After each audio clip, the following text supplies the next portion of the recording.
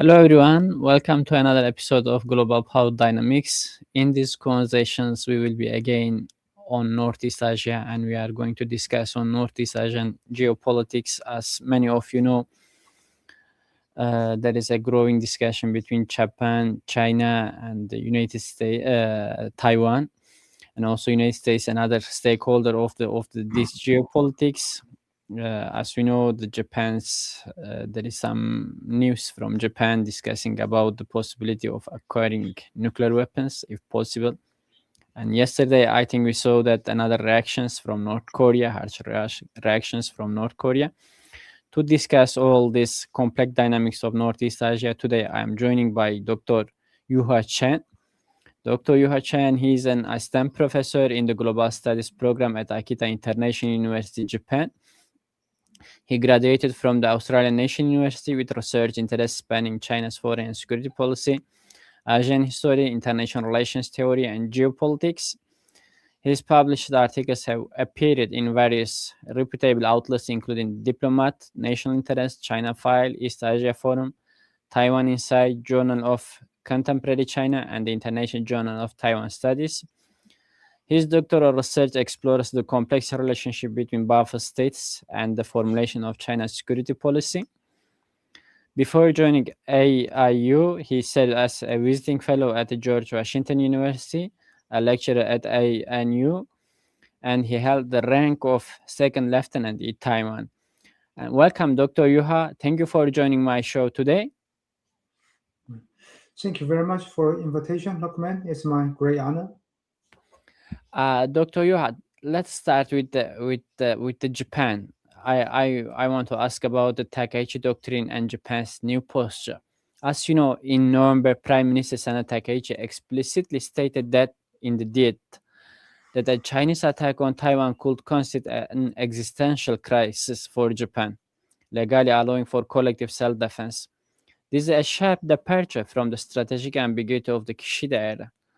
Do you think that this declaration effectively locked Japan into a conflict over Taiwan? Or regardless of the United States response, what will be your thought?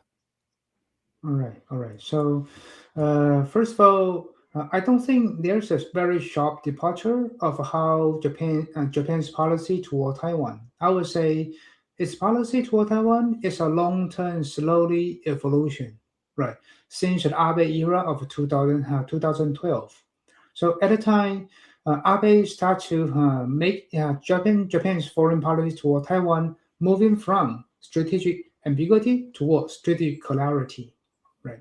So from that point onward, you do see more and more Japanese politicians openly talk about why the security of Japan is security of Taiwan.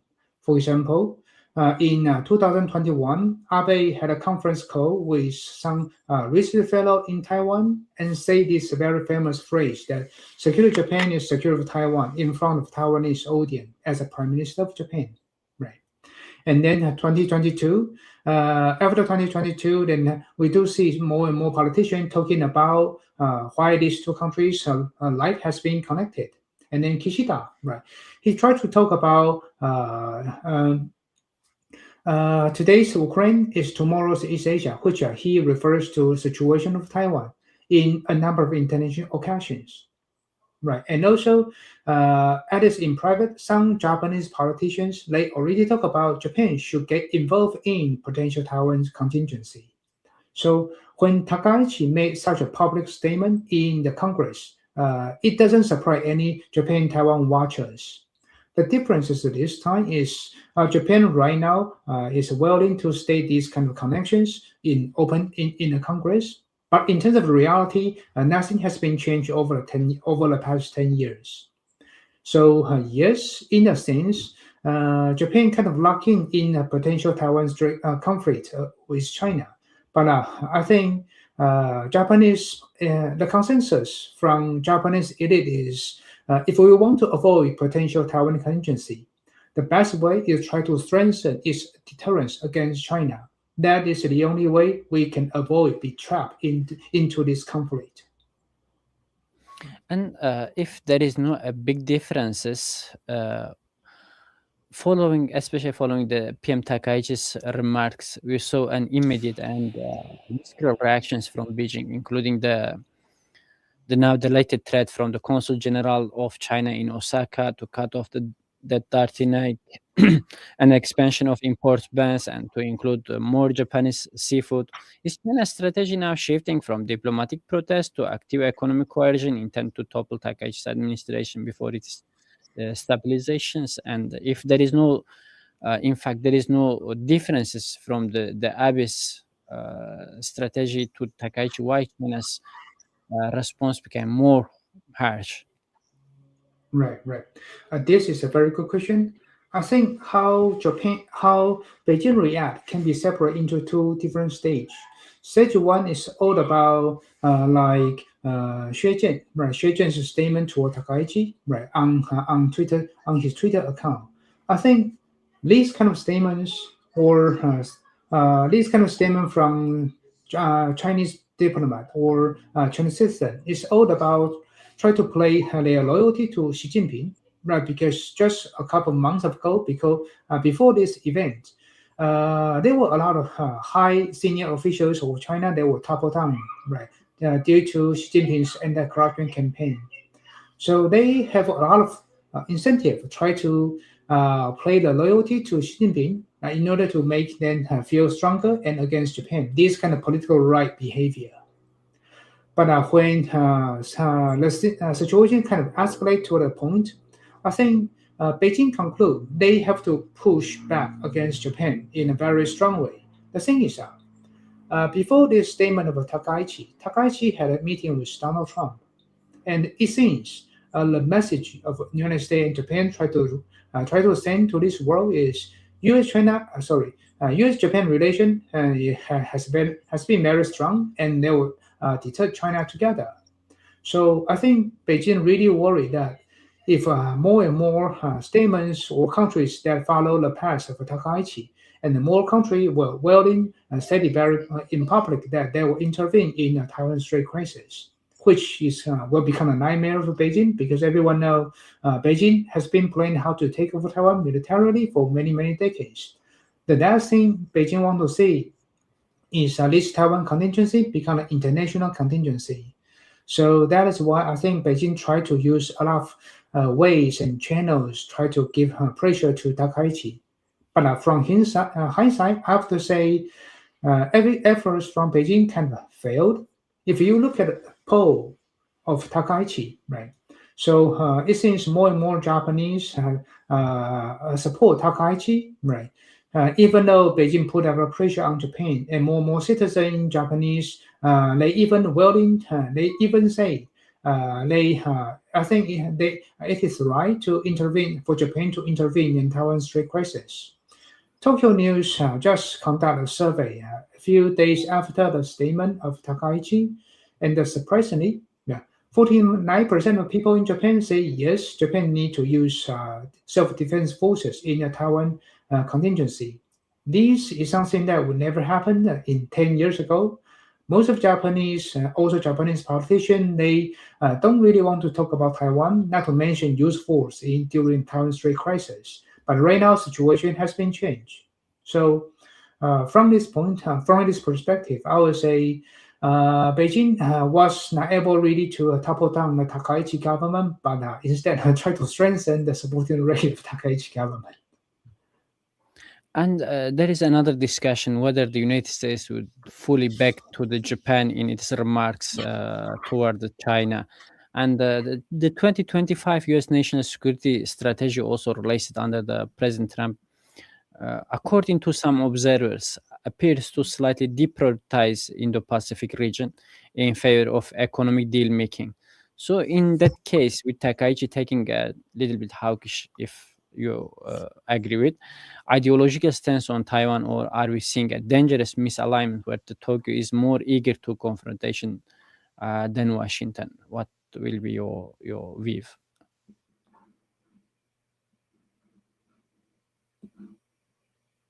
Dr. Yuha, you just off your mic.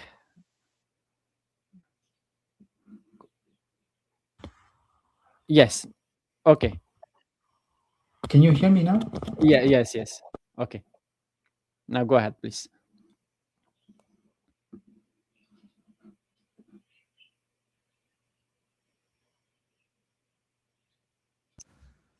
Hello? Yeah, yes. Okay. Now I can hear you. All right. So I will use the word division of labor instead of misalignment. I think Washington has been trying to tell Japanese leader that Japan needs to take a bigger role in international affairs for more than 2 decades. And especially after Donald Trump point one, we do see this kind of pressure from Washington is only getting stronger and stronger. So in a sense, Abe's free and open Indo-Pacific idea was kind of formulated right under this context.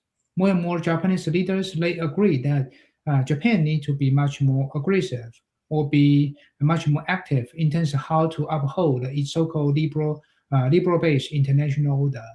Right. So from before Takaichi, we do see the rise of the Japanese defense budget a little bit. Right, Japanese military budget has been always below 1 point of GDP until start from the end of World War II, until upon very recently in around 2018. So Japan is going to arm itself since a couple of years before. Right, this is the trend. So, not to mention when Donald Trump became a president once again, he kind of pushed or he tried to really deliver this kind of mission that making U.S. ally to take much bigger responsibility in terms of how to protect themselves and also Including uphold. including increasing defense budget Yes, from the yes. allies.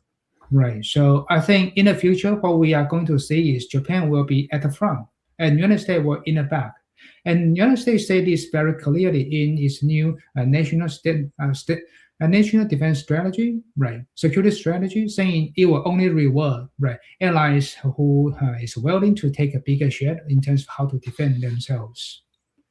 But if you look at economic dimension, that is more interesting. Although Japan and the United States they have some dispute over the tariff, the trade, and so on, but this kind of security agreement, Japan will be at the front, United States will in the back. This kind of agreement, no one really want to challenge this kind of agreement. Even in Ishiba regime, which is not very popular in Japan, right? And United States will still be able to agree with Japan. This kind of defense posture with Japan that United States will try to support the bigger role of Japan, and Japan will be much more active. So yeah, I think division of labor is something that we are going to see in much more clear eye in the future of how United States and Japan try to defend for Taiwan. And just I want to repeat my question some partly. To what extent would you be agree the especially Trump administration deprioritize or choose the economic collaboration with China versus security? This is a kind of deprioritization of security or alignments. Yes, I think right now Japan. I mean, right now the United States in his NCC and National Security Defense Security Strategy said it very clear. Donald Trump preferred to address the economic issue with China much more than security issues, and I think he kind of leave this security issue to Japan much more instead of staying at the front. And as I mentioned, I think Japanese leaders they might have agreed with this. So that probably was one important reason. Takaichi and Donald Trump they had a great meeting when Donald Trump was in Japan. Okay, now the most important part of our discussion is Taiwan, and we have to know how does Taiwan view and position itself among this competition, especially between China and Japan. Right, that is a wonderful question. Right now, Taipei has been very cautious. Right.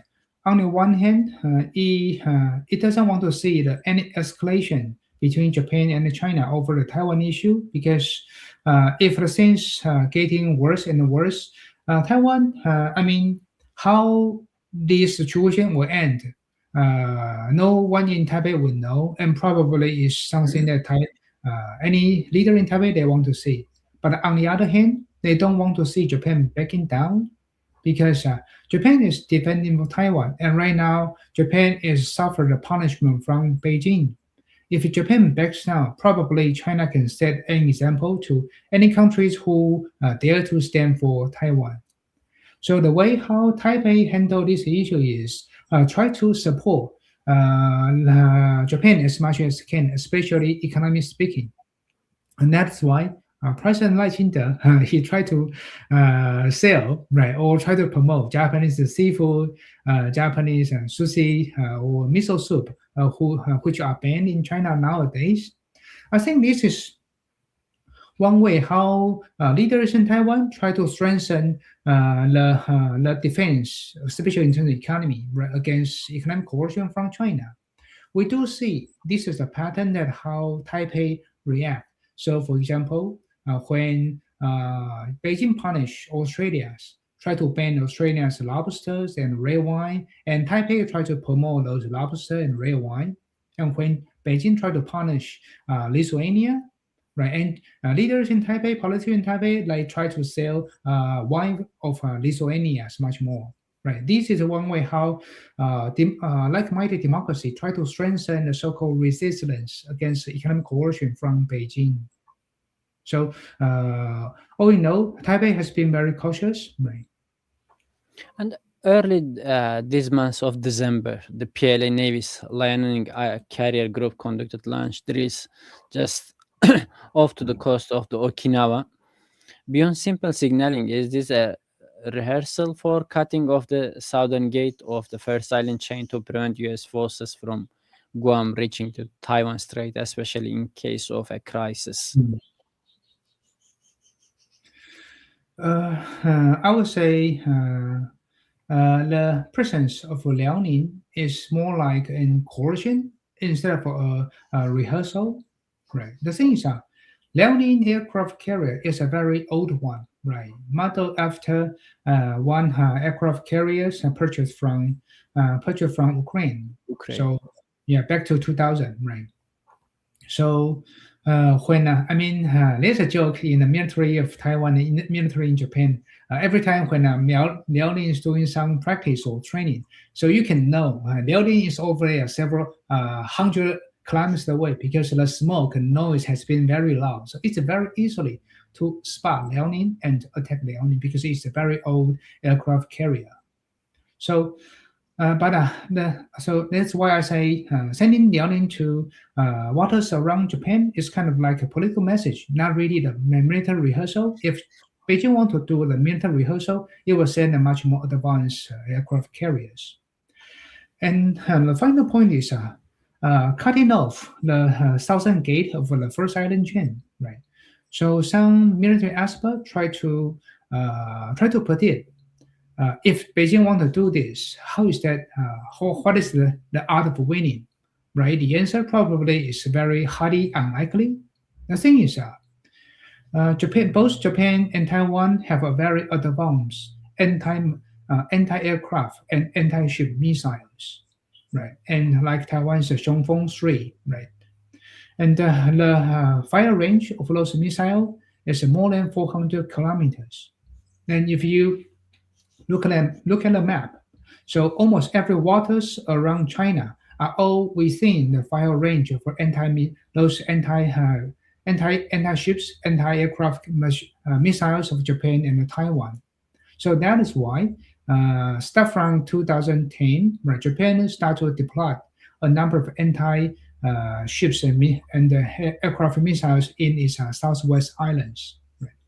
So if there's a war going to happen between Taiwan and China or Taiwan and Japan, I think those maritime vessels of China, the first thing they would do is try to hide in their home port. Otherwise, they might need to take a lot of risk if they don't want to be sunk by those missiles. So right now, waters within the first island chain, China does not have too much command over those waters, and this China try to work in very hard, right? And in relations to the waters, I'm going to ask you questions about the gray Mhm. zone activities. We have seen recent incidents like the deportation of the Taiwanese fraud suspects to Kinmen without notification and increased coast guard patrols near the Diao Islands, Senkaku Islands. And are these gray zone tactics designed to provoke a Japanese first shoot, or dare they be pointing Tokyo as the aggressor in the eyes of the international community? Right. I think first of all, we might need to define what is so-called gray zone activity very carefully. I mean, gray zone activity, in my definition, would be something like actions conducted by state and force between military and some and the peaceful, and especially military dimension has been the most important elements in those activities. So economic sanctions, development pressures, I would say that is not really so-called gray zone activities. Otherwise, this definition will be too broad to include everything. So those hostage issue, I would say, is much more like diplomatic pressure instead of gray zone activity. Having said that, right, send vessels circulate around Japan or islands of Japan or island of Taiwan, and even though those vessels they are civilian ships are full of military personnel, these kind of activities or conduct fall into the definition of so-called gray zone activities, right? So this is something that China tried to do over the decades, and these are also something Tokyo and Taipei are trying to figure out how to best to counteract these kind of gray zone activities. But I would say that even if Japan tried to react militarily against China's gray zone activity, it's very hard for any third country to say Japan is really an aggressor because right now China is doing aggressor activities is kind of very famous, right? Everyone knows China has been trying to change the liberal-based international order for decades since Xi Jinping era. So there was one time, I think a couple of weeks ago, one Chinese military turned on its fire control radar and targeted Japan's aircraft. So China has been doing this kind of almost military or semi-military things for many years. So even if there's any military conflict happen because of this, it's very hard for any country to say Japan is really an aggressor, right?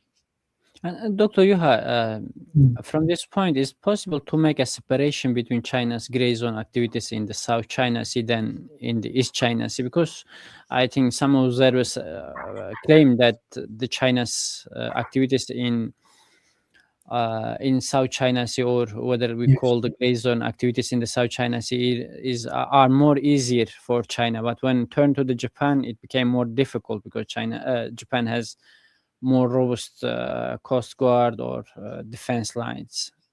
Right, I agree with that. I mean, I think this is something that we will talk about later. The PLA has been very cautious. They are very rational, although some people might have the impression that they are reckless. No, it's not. If you look at the history of how China exercised military muscle, it has been always very cautious. For example, back to 1958, the Second Taiwan Strait crisis. Although PLA tried to bombard Jinmen, but Mao has been always try to remind those military leaders of China not to attack American soldiers and aircraft or any weapons them as much as possible because it really don't want to drag the United States into this crisis. And also, if you see which is the country Beijing pick over the South China Sea issue the most, the Philippines. The country has very limited naval powers, in the weakest naval power in all countries around the South China Sea. So that's why I would say tourism activity was much more easier for Beijing to do. I mean, Beijing is much more easier to do tourism activity in the South China Sea instead of East China Sea because Japan has much more better army, better training, and also with a U.S. Japan defense pact. There is another important point: supply chains. And Mm, also rare earths in 2010, China restricted rare earth control over the Japan. And there is also, given that Japan's high-tech manufacturing is crucial for the global semiconductor supply chains, including the Taiwan's TSMC.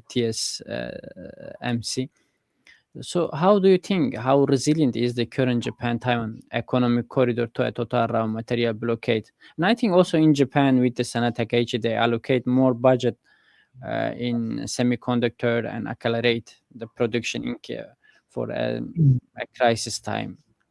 Right, that's a good question. I think two different parts. One is Japan's rare earth issue with China, and the other is Japan's cooperation over semiconductor with Taiwan. Right. Start with the first part. I mean, since 2010, 2012, Japanese leaders kind of realized the fact that they rely on China's rare earths too much. So over the decades, they try to find a number of ways, try to elevate this kind of reliance on China. But the thing is, when we talk about rare earths, we are not really talk about just one materials. We refers to about 70% different type of materials. So over the decades, more than 10 years, some type of elements, Japan kind of can reduce its reliance on China. But for some type of elements, Japan still are still struggling, like dysprosium, like terbium, right? These are two important elements that making for magnet, which is used by electronic vehicles, defense weapons, and wind turbines. These kind of elements, Japan still have some difficulty in kind of diversify its sources. So almost 100% of them are all from of Japan, all from China. But on the other hand, some type of materials, elements, Japan are able to diversify their sources from United States, from Southeast Asia, right, and also from Australia and also Vietnam as well. But all in all, Japanese leader has been trying very hard for 10 years, try to reduce this kind of level of dependence on China. But some in some part they are successful, but some part they are still trying. And part And I two is think about, hmm, sorry. I think despite some lacks of Japan's capability, I think still Japan one of the most prepared countries in terms of the rare earths, thanks to China's early restrictions over Japan back to 2010.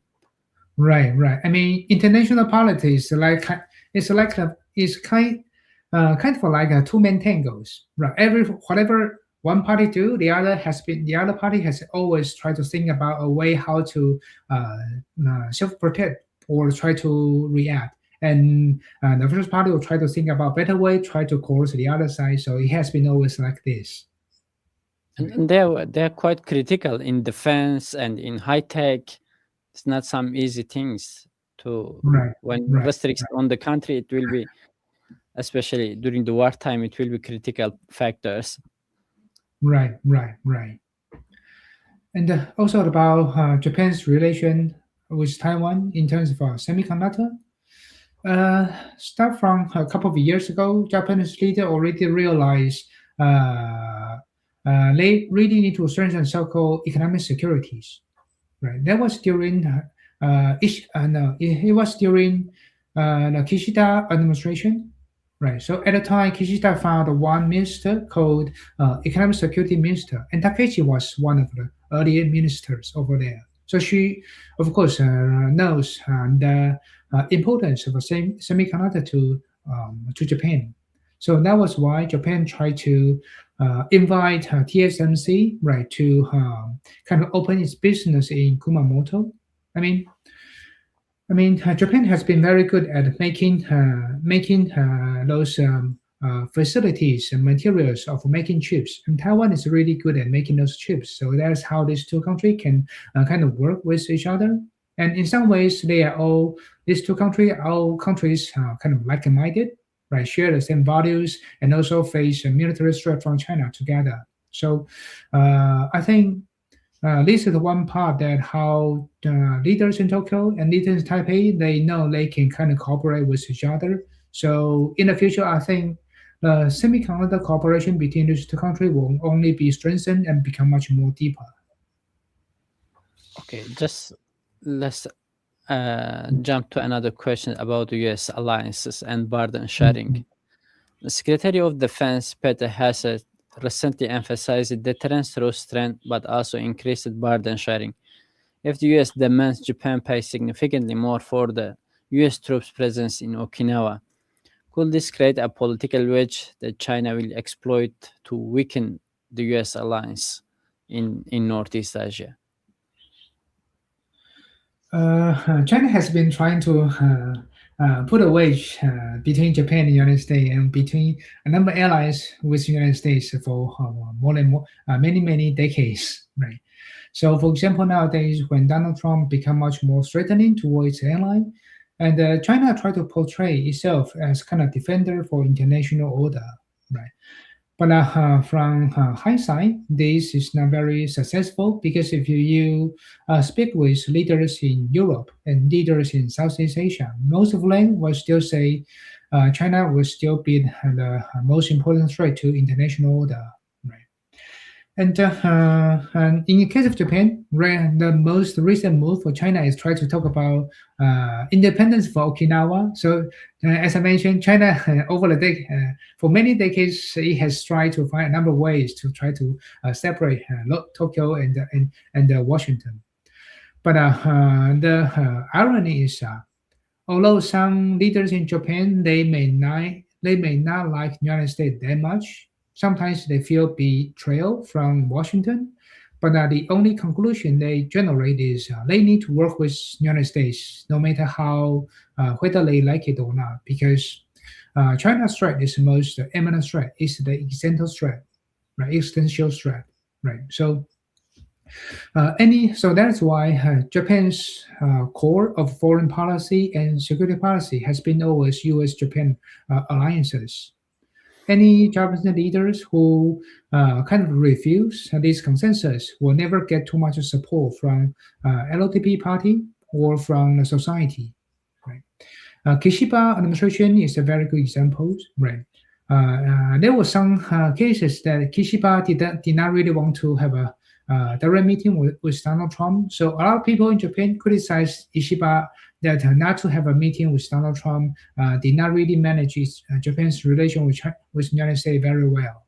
So I think over decades, Japanese leader already realized when it comes to security, right, it always prevail any economic issues. So although Japan and United States may have a lot of economic disputes, tariff or some things, Japanese leader will always prioritize security issues. So that's why I would say U.S. Japan relation is kind of unbreakable by any move of China.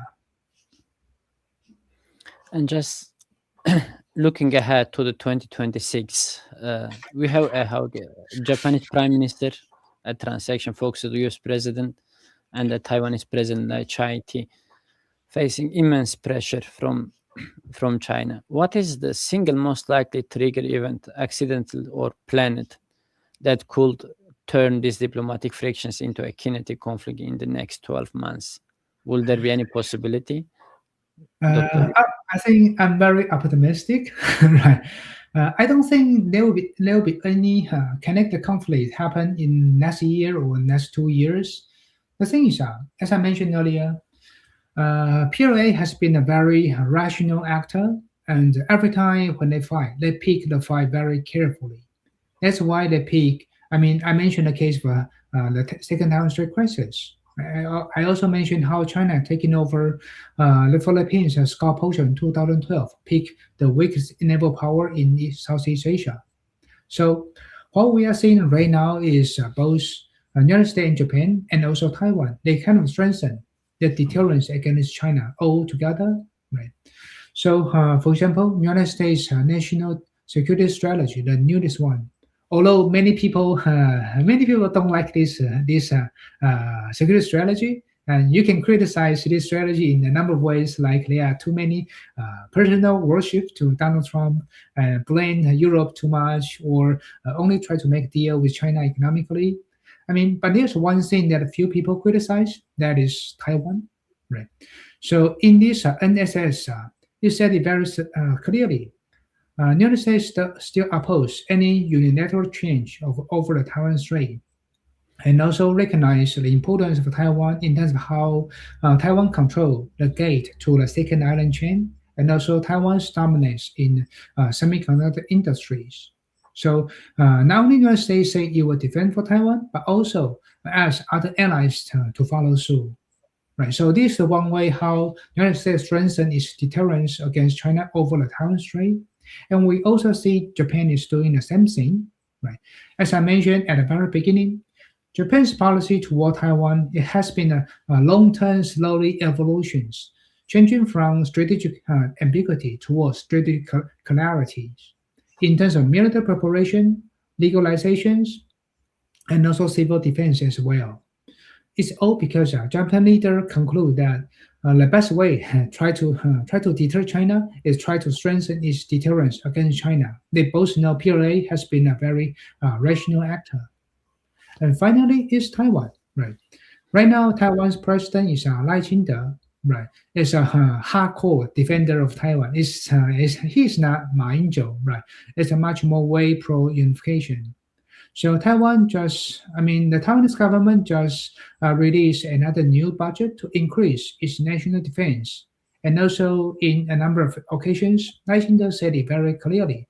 Taiwan want to work with other like-minded allies. So both Taiwan, United States, and also Japan try to strengthen its deterrence against China. So I think the future of Taiwan Strait crisis will not have any kinetic conflict, but so probably what we are seeing in the future is China try to utilize more ways, try to pressure Taiwan over its so-called gray zone activities. And then, Doctor, you had just come to my mind. Will there be any internal reactions to Taiwan in Taiwan? Will there be any internal pressure from the different political parties to increase the defense budget? Right. I mean, Would you have any comment? This is just extra for my audiences. right. So right now, Taiwan is kind of been through a very serious domestic party struggles because DPP, Democratic Progress Party, it kind of tried to increase its defense, Taiwan's defense against China, follow the interests or requests from the United States. Right, and for some citizens of Taiwan, they think this is the one way to show how Taiwan is willing to defend for itself and try to strengthen its relation with like-minded allies like Japan and the United States. But on the other hand, one major opposition party, Kuomintang, right, KMT, this party just has a new leader, Chen Liwen. She is a very radical pro-unification leader, right? And even some politicians from KMT do not really agree with her. But I think some politicians from KMT they try to stop this military defense budget, right? And they will allow arguments is taking place right nowadays in Taiwan's politics, right? So in some ways, people in Taiwan they feel this budget is very meaningful, not just because it's about defense military budget, but because it is an important message that Taiwan is going to stand to this world, whether Taiwan is willing to defend itself or not, right? So right now we haven't know what is going to happen, but right now there are so many domestic controversies going on, all because of this defense budget issue. Yes, in my previous live interviews, I also discussed this topic with my some guests and some observers. They believe that there is also a social life issues or the life cost. That's why some people maybe react to the defense budget in Right. Taiwan. And I think there is another concern.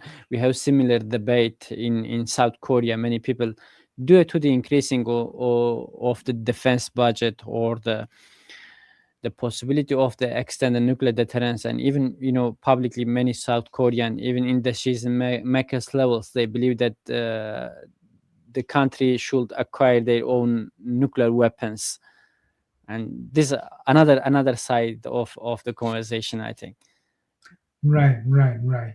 And I think Japan right now is kind of Japanese citizens somehow feel the same thing do as the, that of do, the, Taiwan. do this the same dilemma or concern is available in Japanese politics, Yes, whether yes, yes. one day in terms of in case of a crisis with the China, because the PLA is one of the largest army in the world. In conflict, there is a concern that whether the United States will abandon us or not. This is the same concern lead to the South Korean public discussion. They believe that they have today acquired the indigenous nuclear weapons, and even we have the nuclear discussions about from Japan most recently. Yes, yes. So I would say countries, I mean, democracy around China, they are kind of facing the same dilemmas.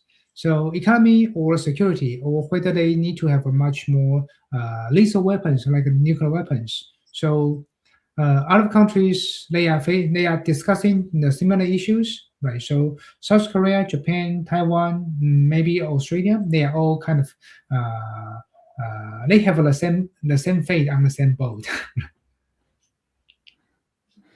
Okay, just there is a comment. Let's from my audience. What's Gabriela Marcus. If Japan wants to revise the non-introduction principle to host U.S. nuclear assets, does this restore deterrence in East Asia, or does it guarantee a preemptive acceleration of China's nuclear buildup? Yeah, this is a comment or question from my audiences. Would you have any comment about this, Dr. Yu-Hua? All right. It's been- Uh, I think it is linked to the same questions I just asked about. Right. Right now, it's a very difficult question because a couple of days ago, there was one Japanese politician talking about whether to have nuclear weapons or not. But my sense is that not. I mean, the majority of people in Japan they still now welcome nuclear weapons. Opposite to acquire nuclear weapon. Right, right, right. Although many Japanese say they need to intervene in the Taiwan crisis. Japan need to be much more active, but nuclear option is still so way ahead of their own time, right? So if there's any Japanese politician want to sell nuclear weapons to Japanese, it's very difficult, right? So I don't expect that this is going to change in any time soon. At To be least honest. in the foreseeable future, it will be difficult. Right. I think even in the future it will be gonna difficult, and I don't think United States will agree with this. We're happy to see the proliferation of nuclear weapons. Or is it possible, Dr. You had to say the joining of Japan to the AUKUS?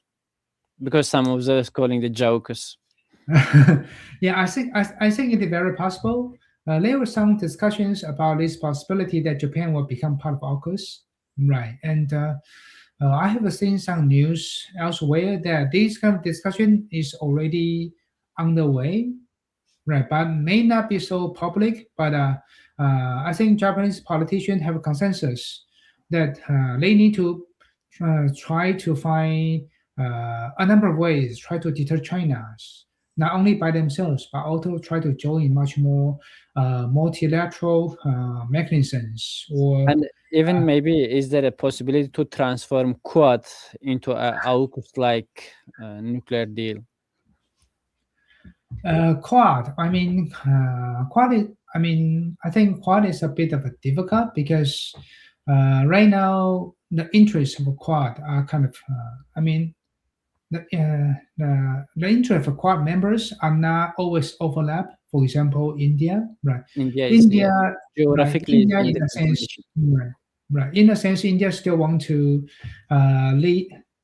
make Quad as not non-military as possible and try to not to deter China so strongly as possible. Although Japan has a different stance. So that's why we have seen over the many years, Quad has been able to stay in a very opaque or ambiguous way in terms of deter China. Although we have a beautiful alliances among these four democracies, but we haven't seen too much real military deterrence or security commitment among these four members yet.